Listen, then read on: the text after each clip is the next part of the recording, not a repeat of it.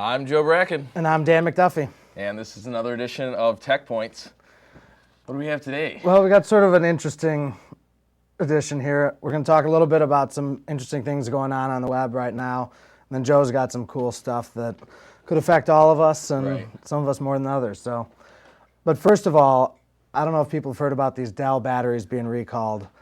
Dell is recalling 4.1 million batteries. And I mean... And that's right on the heels of a recall that Apple just put out, right? Put out, yep. Apple's recalling all of their new MacBook, I guess all the new MacBook batteries, 15-inch MacBook Pro batteries. Okay, so, is that what it is? Yeah, same laptop that I have, just the newer version. With the lithium-ion batteries. And it's specifically those lithium-ion batteries that they're recalling. And specifically the ones from Sony. Yeah, they're the original manufacturer, right? Of both Dell and Apple's batteries. And Dell is actually recommending to people that they take their batteries out of their laptops and just use regular power. I mean, because they're having massive problems with these things catching on fire. And that's the real reason why. It's not just that the batteries are bad, it's more so that they'll actually burst into flames. So they had a truck blow up a couple days ago. I mean, the ammo in the glove box of the truck, this truck out in Montana, battery caught on fire, caught the car on fire, the ammo went off, and then the gas tank exploded. I mean, that's just crazy. But here we've got the Dell recall, 4.1 million batteries, all made by Sony. Free recall, you can mail them in. I believe they pay for the shipping. I'm not sure how they do that, but I know with Apple, you can take your battery right into an Apple store and they'll hand you a new one. Right, they'll give you a new one on the spot. So yeah, definitely if you own one of these and you haven't got it recalled by the time this is airing, you should rush right out and mail that back, if not going out to the Apple store and returning the battery. So it's really important to do that if you have one of these laptops. And definitely stop using the battery no matter what. Right, I mean, if you're, take the battery out, the laptop will still work on power, but it's not worth the risk of catching on fire or burning your house down or something. And it doesn't necessarily have to be being used. So, I mean, this laptop in the truck, these guys were out fishing and this laptop was just sitting in their truck with nobody using it and it caught on fire. That's amazing. And I mean, it's happened in the belly of a plane. It's happened in the carriage of the plane. They're actually talking about ways to ban laptops on planes, which, I mean, altogether, which I know, like your dad, for example, just would not fly wouldn't work at all. Yeah, so. All right, what else do we have here? Well, so there's the Dell and Apple recalls. I thought this was kind of cool. I don't know if we can get a tight picture on this, but this is actually a new quirky cell phone. This is actually a GSM cell phone. I suppose it's not really a portable phone, but designed to look like an old school, and I think it was GE that made all these phones. And you could put your SIM card in it, so any of you guys with Singular, or I think Sprint does SIM. Who else does SIM? AT&T, which is still Singular now, yeah. So you can actually take your SIM card out of your normal cell phone, plop it in that. It's kind of cool. $500 though. Yeah, way too expensive. A little overpriced for a quirky cell phone, but it works. I don't know. We're just talking about it. You don't see any quirky cell phones. No, that's definitely one of them right there. Yeah, but some people got the money to spend on these. If I had a little bit extra money, I might do that. It'd be funny.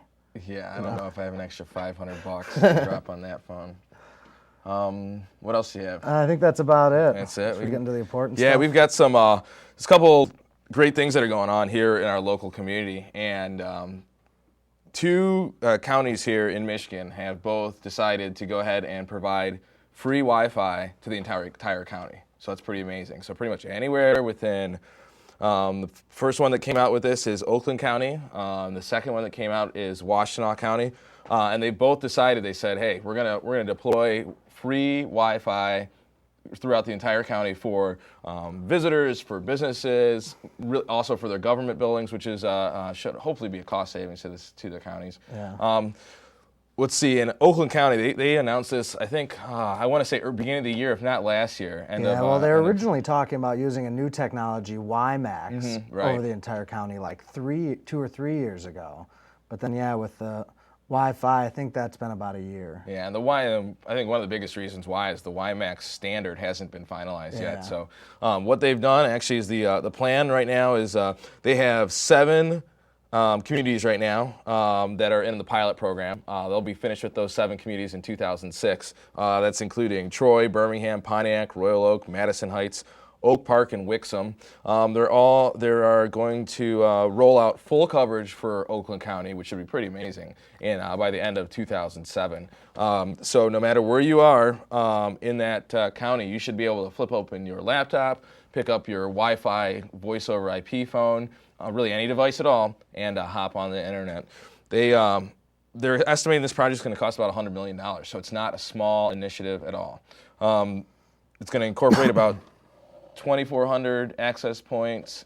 They're talking about doing a couple phases. So this first phase is the pilot program with these first 7 communities, and then they're going to roll out full coverage over the next the year following. So at the end of the year here, they'll have those 7 done. Yeah. Yeah, they're in progress. They're doing the work right now for this, and so some cities right now should already have at least be able to see the signal. To see the signal, yeah. And it's going to be interesting to see when they get up into the farther northern Oakland County. I mean, southern Oakland County, it's so densely populated that you can see it definitely working. But they're talking about the whole county. Right. And up farther north there's just not as many people. So we'll see if they put as many access points up there or antennas. Yeah, one of the ideas of the program is that for those communities that actually can't get high-speed cable, they can't get high-speed DSL, they're using satellite, which is very slow. They're using dial-up, and this is another way to extend that broadband coverage out to those homes that really can't get the service right now. Yeah, and using existing cell towers and stuff like that. They're going to be using traffic lights, telephone poles. They're going to be using mostly government-owned. Is that how they're doing it? Owned spots to put the access points. Oakland County really got it going here for us and here in Michigan. But Washtenaw County, including Ann Arbor and that area, they've also decided to roll out with countywide Wi-Fi. They're planning on rolling out in the same amount of time. The plan is to have the complete area covered by the end of 2007. And they're actually putting in 5,000 access points. Wow. Now, out in Washtenaw County, it's a little bit different than, say, Wayne or Oakland. They just don't have some of the areas just aren't as populated. Yeah. Downtown Ann Arbor, there's a lot of communities that are very densely populated. But when you get out of those communities, what you're finding is, again, we don't have cable. We can't get high-speed cable internet. We can't get high-speed DSL. So some people are just left out without being able to get broadband and use that great functionality. So again, their plan is we're going to roll this out, yes, for the big cities, but also it'll be a way for communities that can't get that high speed to now finally be able to get it. And what's great, it's going to be free. So again, free Wi-Fi. It's the way Washtenaw has it worked out, it's a kind of a tiered system. It's free to get a high-speed connection. It won't be as fast as if you purchased a connection through cable internet or something like that. But then they have 2 other tiers that you can pay for. So at $35, I can get a very high-speed, for $35 a month, I can get a very high-speed broadband connection with a few ads. I'm not really sure how the ads are going to be displayed, but it's going to be kind of ad supported to offset some of that cost. It'll work anywhere in the county, which is great. Yeah.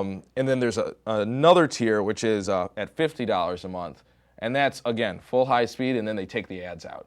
So, when you're comparing, especially for someone that can't get broadband internet right now at all, this is for $50 a month, that's a great deal. No ads available to them at home, and then also anywhere in their local area. So it's good to see that this is going on. A lot of communities around the country have started to roll out municipal Wi-Fi, and some cities have been very successful. Others have not been too successful with it. I know.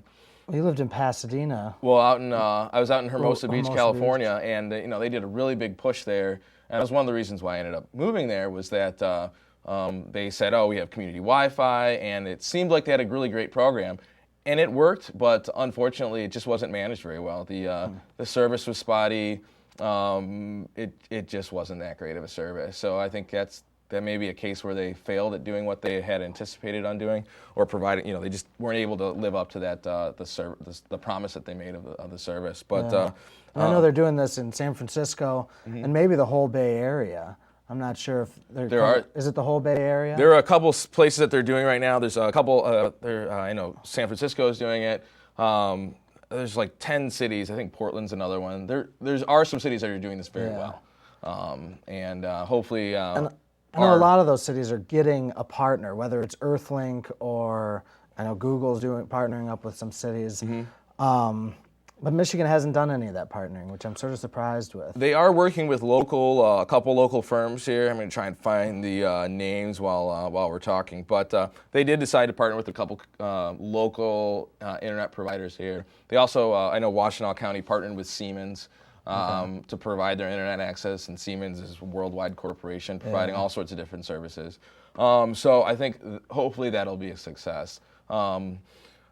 I know Elbrooks Patterson out in Oakland County. He's really been pushing for this. I think this is one of the things that after he leaves office, he wants to leave that as one of his marks. So legacy. Yeah, hopefully that'll work out for them. Now they talked anything about encryption? I haven't heard anything. No, right now it's going to be completely open. Completely open. So I mean, once things get rolling out, hopefully we can talk more about the impact of having open Wi-Fi spot like that, because there is going to be some opportunities there for people to hop onto other folks' laptops and see other people's files. So there is some important issues to talk about regarding Wi-Fi security.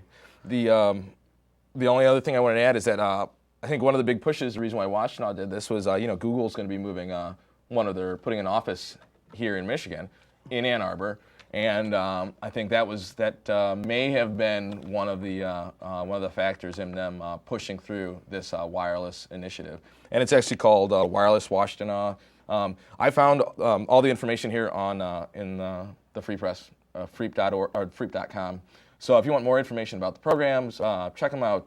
Do a Google search or look at the Detroit Free Press online. They have some good articles there, and it seems like they're following it very, very closely. Yeah, and this is just going to sort of take off in the next few years. I mean, I think you're going to start to see every community doing it. I'm sort of shocked that there isn't more here in the points. I mean, we've talked about it quite a bit with people on boats. Boaters don't have access to the internet unless they're paying for something special. I know there's a couple of clubs that do it that have Wi-Fi. I know the Detroit Yacht Club has it. But other than that, I mean, as far as I know, none of the municipal parks have any sort of Wi-Fi or cable, and most of them don't have anything. But if you had a countywide Wi-Fi like that down here in Wayne County, I mean, you'd actually be able to get that internet access out on your boat. And I mean, there'd be a limit to it.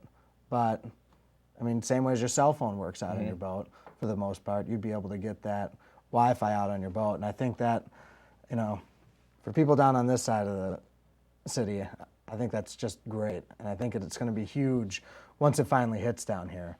But yeah, that actually rolls right into this next topic that we really want to talk to you about.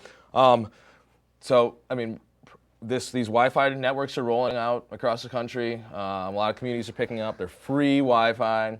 They're giving people access to do voice over IP, to download videos and music for free. So we have more and more people hopping on. Now, this brings us to a term that some you may or may not have heard. It's called net neutrality, and also another term called tiered internet. Net neutrality, really what they're saying right now is that some of the internet service providers are saying our internet is getting clogged with peer-to-peer services, with voice over IP. They're just saying that our network is being used for all these services, but pretty much that we're not making money off of, that aren't our services. So, for example, if you start downloading a file using BitTorrent, for example, on a free Wi-Fi connection, so you're not paying to get onto the internet, most likely that service is provided maybe through the local community. So they're probably paying us a pretty nominal fee, but you may be using a ton of bandwidth that's traveling down a line owned by Verizon, for example, or AT&T. What the service providers are saying is all this traffic that's going through here is messing up our users, is taking up bandwidth from our users. So a Verizon user hops on and he's competing with this guy that's getting free internet access. So what the big companies are hoping to do is to say, if you're using our services, so if you are using our internet connection and you're also using our media services, our download services, you get to be on a higher tier. You get a fast lane right through the internet, right to what you want to get to. If you're maybe hopping on in Oakland County on a free Wi-Fi, okay, we're going to bump you down. You don't get the speed that everyone else is because you're not on our tier. So it's like a two-tiered system. We should probably explain it a little bit. There's, when he says the tier or the, Verizon or AT&T, there's these trunk lines that run across the country. So even though you're getting, if you're at your house and you're paying Comcast for your internet connection, you're actually, and you go to a website that may be hosted on a computer out in California, you're going to jump on the internet, go through Comcast, through Chicago, which is then going to hook up into some sort of, before then it's hooking into fiber, but some sort of huge fiber trunk line that's running out to California. And you might hit AT&T, Verizon, and then end up, I think Quest is still big out in California. So you're going to end up on hitting those three companies' trunk lines to get that information across the country. And that's where... And that's where they want to be able to. That's where they want to be able to step in and say, Throttle that down, and say, okay, yes, you could cruise along at 200, but now we're going to bump you down to 100 because our traffic that's on our own network is more important. Yeah, and these big companies have, started to get more and more into the actual ISP for end consumers, supplying internet access to somebody's home where they weren't really doing that. AT&T sort of stepped back and wasn't really doing that, but now with the AT&T SBC merger, they're doing it more and more. And they just have thousands, hundreds of thousands of people that they're supplying internet access to, which they can then control what they're doing. And then, like you said, they're supplying internet access, they're also supplying voice over IP, and of course they want you to pay them as opposed to paying Skype. Yeah, so there's the free... so let's just jump back here. Net neutrality. Yeah. So that's what we're trying to achieve here, and that's what that's the other side. So some of the big carriers want to set up a tiered internet, and in other words, they want the government to step in, allow the government to regulate how they can control their own networks and create this tiered internet. Net neutrality is on the other side, saying that we want every website, every device out on the internet to be treated equal. Yeah. So if I make a call from my laptop using Skype, that traffic should be treated the same way as, say, a voice over IP service provided by one of the big carriers. It's when you think about it, especially when you think about free Wi-Fi, if they create this tiered internet, for those folks getting free Wi-Fi service or municipal Wi-Fi service, or maybe just are on a carrier that's not one of the big guys, they could end up getting kind of dinged or knocked down on their speed overall because of this net neutrality. There are some bills that are going to go I think they're sitting at the Senate and with Congress right now. They're trying to decide on whether they're going to start regulating the internet like this. And there's some big players on both sides. On the tiered internet side, we've got Verizon, Comcast, AT&T, some of the big players there. And on the other side, folks fighting for net neutrality are some of the players like eBay, which also owns Skype. Yeah. Even Amazon's hopping on saying that we'd rather have everything treated equally. I'm really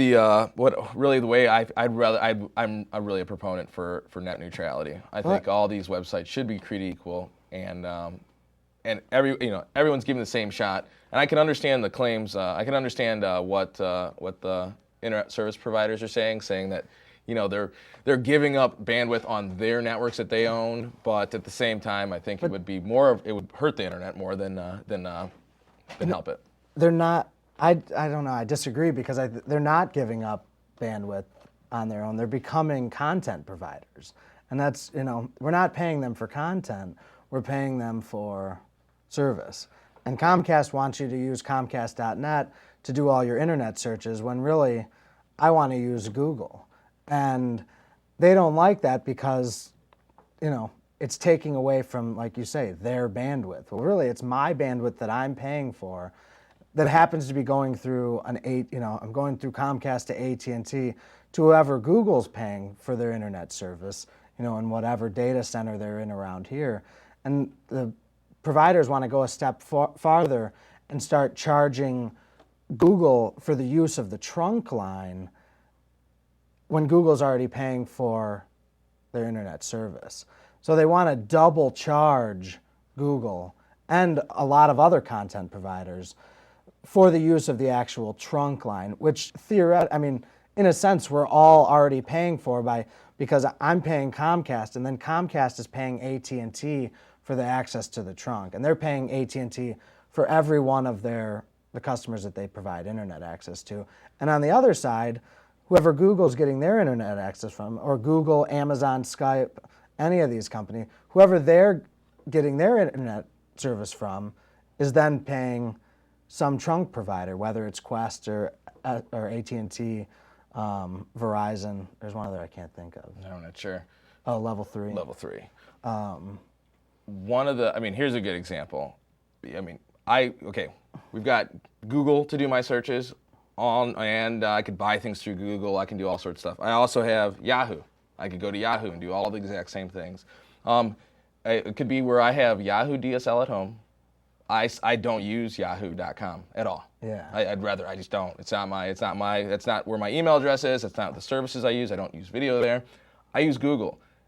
Verizon DSL could say every time you go to Google, you get knocked down. No, you can't. I try and watch a video. It's not fast. I try and do a voice chat using Google Talk. I get bad quality, and that's just because if these bills pass, Yahoo can say if you're using my DSL line, and you get premium access to our services, but anything else, we're gonna knock you down.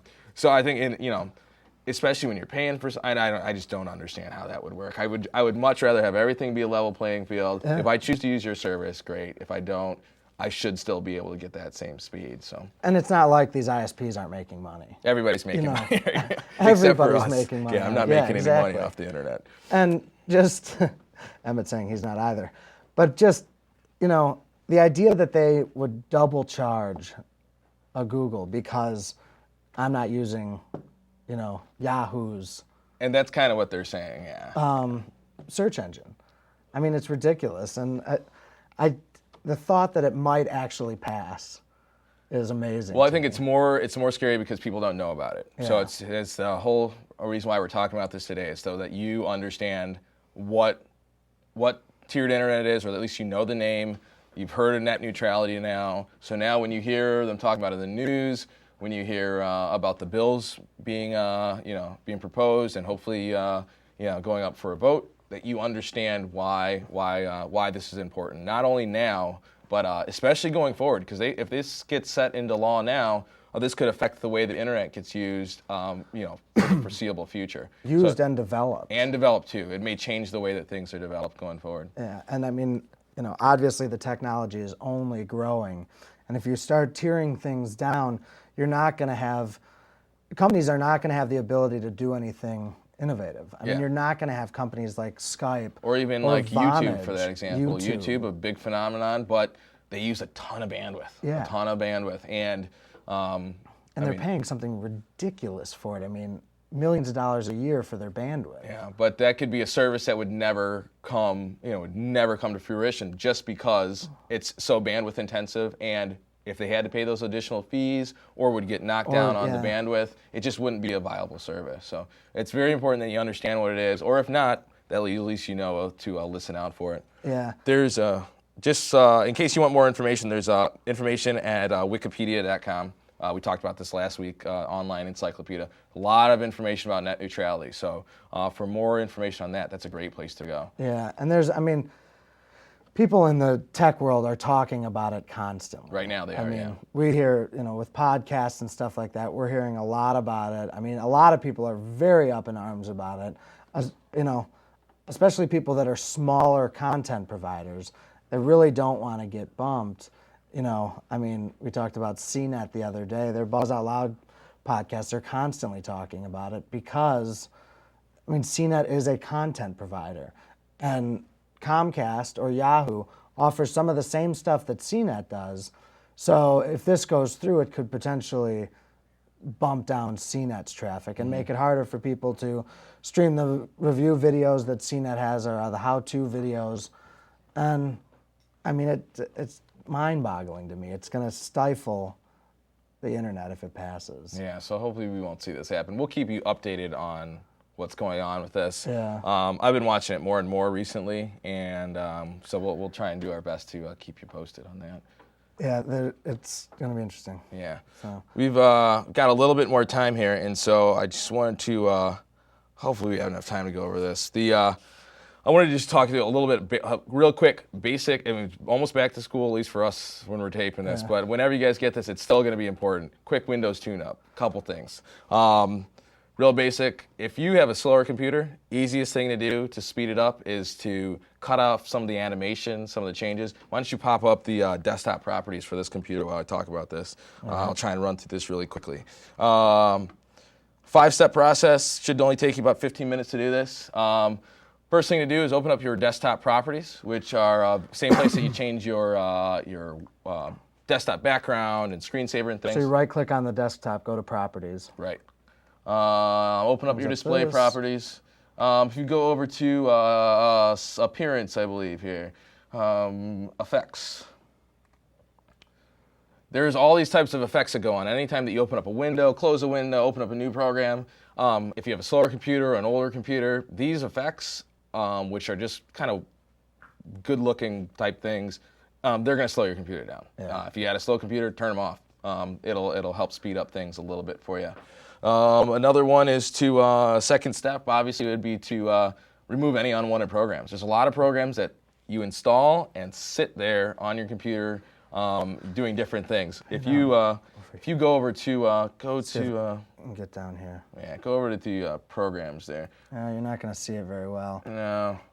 But anything running in this system tray, and you can see that there's a lot, anything running down here is just going to slow the computer down. And this one has a lot running in it.